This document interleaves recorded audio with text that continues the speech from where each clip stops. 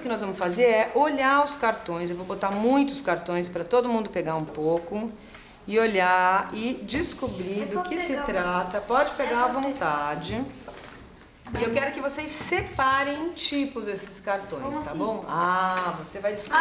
Então vamos fazer uma história? Não, por enquanto não é história, por enquanto é conhecer o material.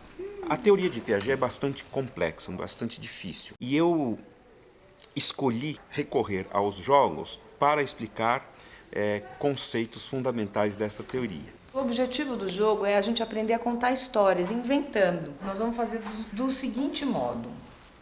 A pessoa não vai poder olhar o cartão e ela vai sortear um cartão e vai pôr na mesa e vai contar um pedacinho de uma história. Vamos, por exemplo, falar.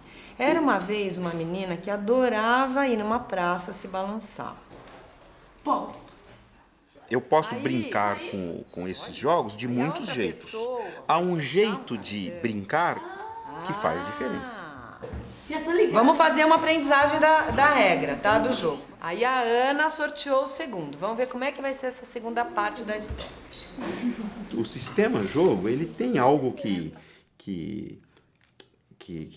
nos exercita, nos capacita para coisas que são de ordem muito geral. Eu tenho que relacionar, eu tenho que implicar, eu tenho que antecipar, tomar decisão, argumentar. E a ideia é que isto se transfira para outros aspectos. Era uma vez um menino fazendo careta. Mas assim, podemos fazer uma continuação, né? E como é que pode continuar? A criança vai aprendendo o Piaget menino? dizia, generalizar, ela vai aprendendo a substituir, incorporando outros objetos e assim vai, né, sucessivamente.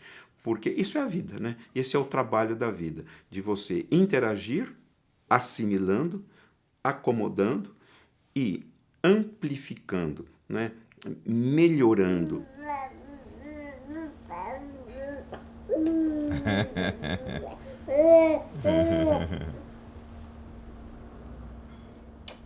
Aqui a gente tem uma linda cena, né? E um bom exemplo disso que o Piaget chama de assimilação e acomodação. Nós, seres humanos, nascemos, né, com o reflexo de mamar. Só que o mamar reflexo, ele é um mamar, é uma forma geral do mamar. Ela não no reflexo do mamar, não está previsto a mama em particular que a criança vai mamar. A criança tem que fazer uma série, como que o Piaget diz, de acomodações, ou seja, de ajustamentos a este objeto particular, porque o mamar é geral, enquanto reflexo, mas cada mamada é particular, é singular, e a criança tem que se ajustar. Daqui a pouco, o sugar, ele vira comer, né? Ele comer no sentido nosso mesmo de adulto, ou seja, de colocar tirar um pedaço ou pôr um pedaço de comida na boca, mastigar. O pão de queijo, ele é um objeto duro, né? Mesmo que seja macio, ele é duro, e a criança precisa aprender a digeri-lo na boca. A Nina pega o pão de queijo, leva para a boca, sente um gosto novo e uma consistência nova. Ela vai acomodando essas novas características do alimento, assimilando o novo objeto. Assimilar é esta função eterna do ser vivo, por intermédio do qual as coisas que são fundamentais para a nossa vida, ou que se tornam fundamentais para a nossa vida, vão sendo incorporadas em nós. Só que esta função, né, assimilar, ela precisa ser ajustada, acomodada, como diz Piaget, aos aspectos particulares. Então, acomodação são estes ajustamentos que melhoram, que otimizam, que qualificam melhor, né, o ato de assimilar. No filme Piaget va son chemin, que a TV Univesp exibe em sua programação, Jean Piaget fala desta que é uma de suas ideias mais importantes. Il faut assimiler et accommoder. Oui, mais ça c'est un langage fonctionnel. Alors expliquez-moi ça. Qu'est-ce que c'est que l'assimilation et qu'est-ce que c'est que l'accommodation? Voici, dit Jean Piaget, assimiler, c'est se nourrir, ou bien se pénétrer du sens des choses. Ainsi, toute la vie mentale, comme la vie organique elle-même, assimile le milieu qui l'entoure, grâce à des structures qui sont des systèmes organisés, ayant leurs propres lois, structures biologiques ou structures de l'esprit. D'autre part, ces structures elles-mêmes se réajustent en fonction des transformations subies. Elles s'accommodent au milieu extérieur. Uma estrutura ela é definida por um conjunto de esquemas estruturados.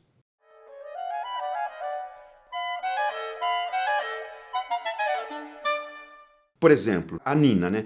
Quem é a Nina, né? A Nina é, do ponto de vista dela, ela só pode, os recursos dela para assimilar e acomodar o mundo são sensório-motores.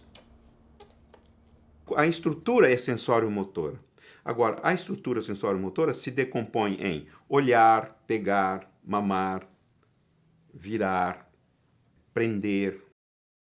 A estrutura seria, digamos, a escala maior. E o esquema é a escala menor.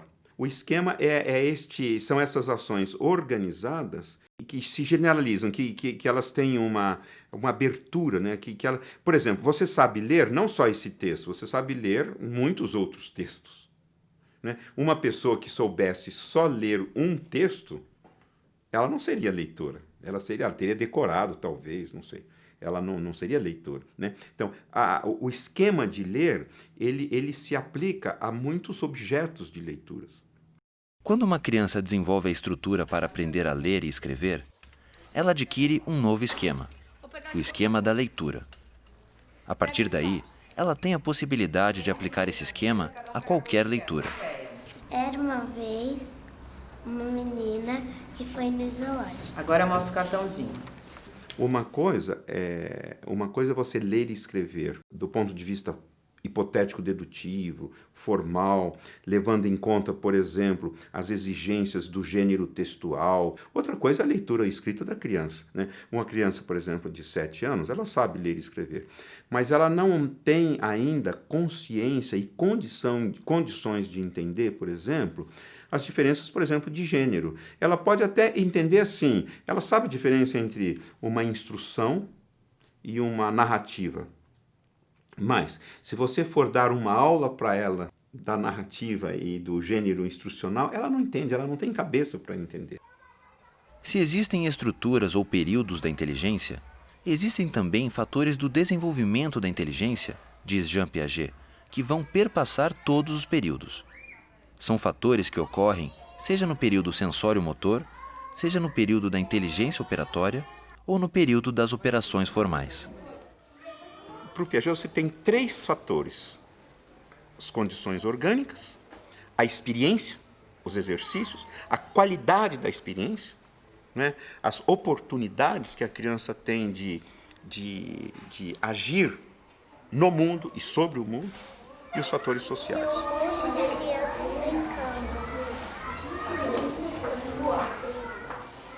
Agora, a pergunta do Piaget é o seguinte: mas que fator que integra, que articula esses 3? Os 3 são partes.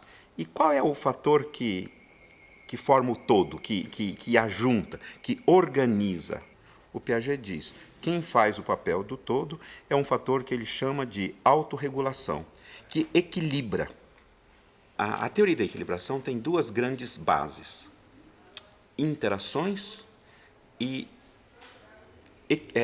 majorância e aperfeiçoamento. Para explicar a teoria da equilibração de Piaget, Lino de Macedo vai, mais uma vez, recorrer ao jogo. Dessa vez, é o sudoku. Quando eu coloco uma pessoa, uma criança, neste problema, com as regras e com as restrições que ele tem, eu convoco a criança para interagir, né, com situações sobre as quais ela não tem controle, porque este problema não é a criança que inventa, ele é proposto à criança.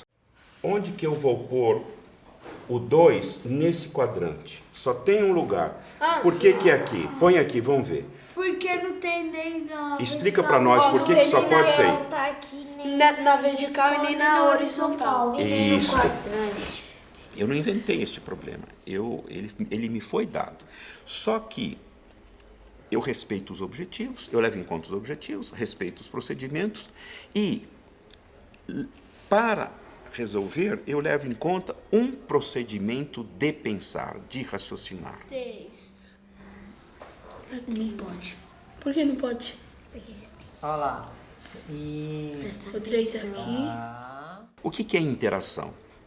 Eu dialogo, eu troco, eu converso com coisas que têm influência sobre mim e eu também tenho influência sobre elas porque o meu modo de enfrentar, de resolver, de pensar faz diferença. Ih, me ferrei. Eu sei. Espera, deixa eu pensar. Eu penso. Bom, então esse é o primeiro aspecto, interação. O segundo é o aperfeiçoamento, que é o que a gente trabalha bastante. O que quer dizer aperfeiçoamento, né? Os nossos alunos, por exemplo, eles começam com dificuldade de entender o objetivo, de entender as regras, eles cometem erros, aliás, todos nós, né?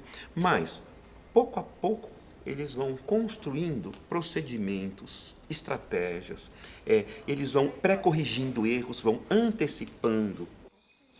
A Letícia tem uma sugestão, faz a sugestão. Ele não tem lugar, ela vai fazer uma mudança. O que é a mudança que você vai fazer? Então, esse segundo aspecto da teoria é o que Piaget chama de equilibração majorante, quer dizer, que é o ir além, o aperfeiçoar, né? Então, esse que é o lindo do processo de desenvolvimento, né? Interagir, né?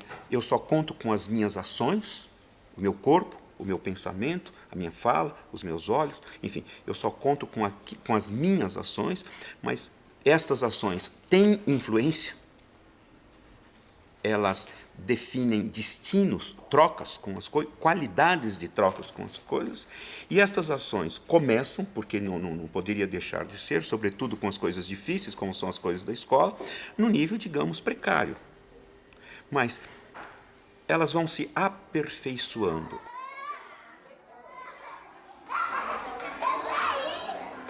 Equilíbrio é este acordo sempre rompido num diálogo do sujeito com o mundo, né? Nosso com a natureza, e acordo esse que é sempre perturbado e cujo trabalho é você se reencontrar, é você construir sentido.